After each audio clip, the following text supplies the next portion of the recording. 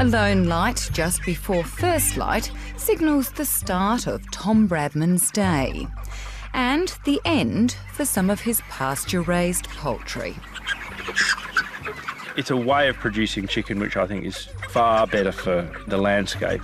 And I think I give the chickens a great life, except for their one bad day up to the abattoir. It's a reality of farming livestock that Tom Bradman was exposed to at an early age, with his grandmother and father both passionate about food production. I grew up on a small farm. It was really a hobby farm. We hardly needed to go to the shop when I was a kid. We grew everything ourselves. We made our own dairy products, and I milked a cow when I was young and got everything from the vegetable garden. So I think I got a fair taste for it. When it came time to turn that youthful hobby into a commercial reality on his own 160-hectare property in South Australia, Tom started with poultry, buying his chicks when they're a day old. Although we grow them out for a bit longer than some conventional systems, it's still a very quick turnover. It's good cash flow.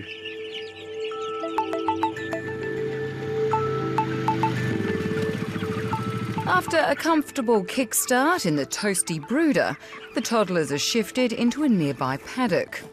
And this is where Tom's grow-out system is unconventional, if not unique.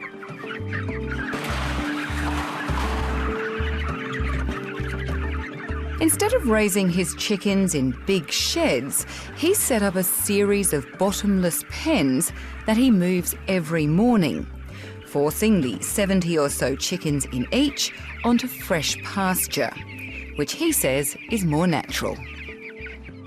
Yes, it's not natural to have that number of chooks on that area, and that's not what we're saying when we're talking about mimicking natural systems, but we're looking for clues of how to run things in an ecologically sound way by looking at natural systems. And movement of animals from one place to the next is a really, really important part of that. While the chooks rely on grain for 80 to 90% of their diet, he says they make a decent meal off the floor cover. And what's left behind after the foraging feeds the land too. The grass that comes up behind them is absolutely magic stuff. It's amazing. I mean, you pull them off a bit of country and give it a little bit of rest, a little bit of rain, and I mean, there are all sorts of species coming up on that bit of ground that weren't there before. This constant movement has also inspired the name of the business, Nomad Farms, with Tom Bradman steering clear of using his famous surname.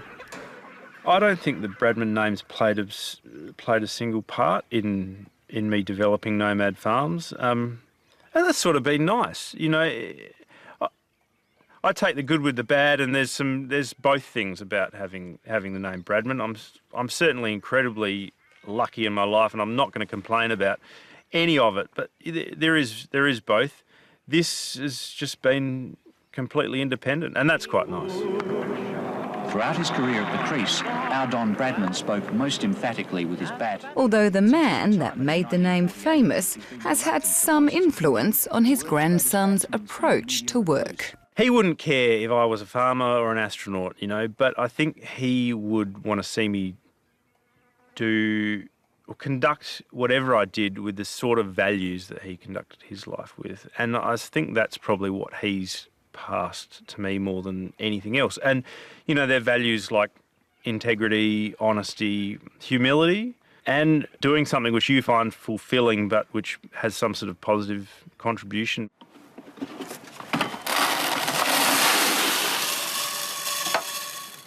Helping fuel these ideas is Tom's wife, Verity Slee. But it's also been quite an adjustment for the former Melbourne-based public health worker. I think most of my friends and family had bets on how long I'd last. Hello, Poppet. The principles and everything that kind of has guided Tom's vision for this place I really believed in and agreed with.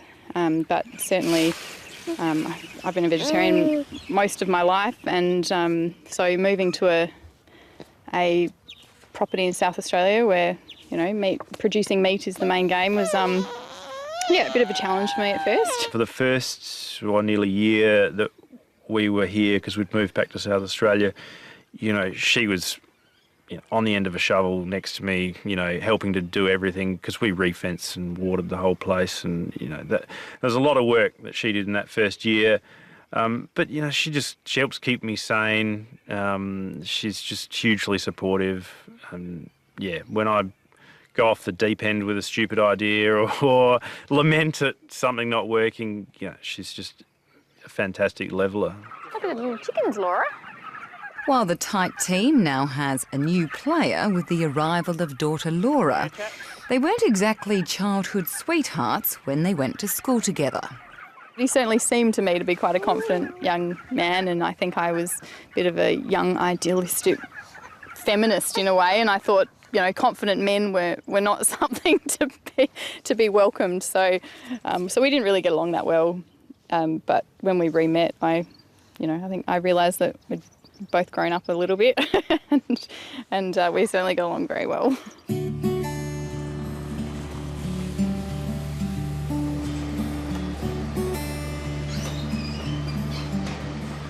Hi, Tom. G'day, Karina, how you going? Well, thank you. I've got some nomad chooks for you. Oh, brilliant. I've got a new spring dish in mind that they're going to be perfect for. I've heard people say that chefs are hard to deal with, and I won't name their names, but I've just had a very positive experience. I mean, I love dealing with them. I love learning more about our product from them.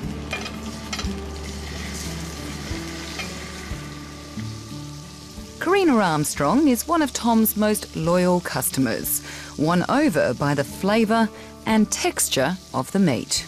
There's a differential between the leg meat and the breast meat. The leg meat's much richer, it's darker, and the breast meat is beautiful, succulent. It's like you want chicken to taste.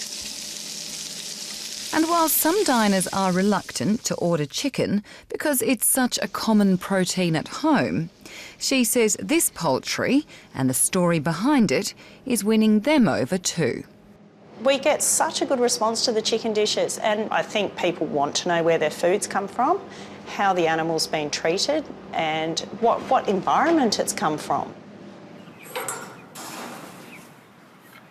Back on the farm, with the added protection of Banjo the Maremma, the producers are taking the next step to improve that living environment, opening up the pens during the day. Although so far, these chooks haven't roamed far. They're quite sedentary animals. They're bred to sit around and get plump. The diverse and interactive nature of this farm doesn't end there. Tom Bradman also runs a small herd of cattle on his and neighbouring properties. Like the chickens, they're constantly moved onto fresh grass, with a new patch of pasture every couple of days.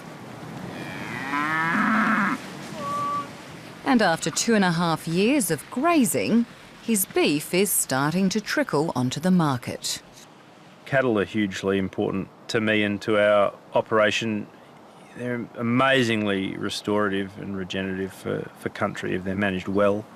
And, yeah, I just love cattle. I mean, I say to people I raise chickens to support my beef habit, you know, which is not that far from the truth. There's no doubt that being outside and, you know, interacting with animals and, you know, I mean, it's an amazing office to have. Yeah, what do they say? You know, you do the job you love for half the money and you wouldn't do the job you hate for double the money. So here I am doing it for half the money.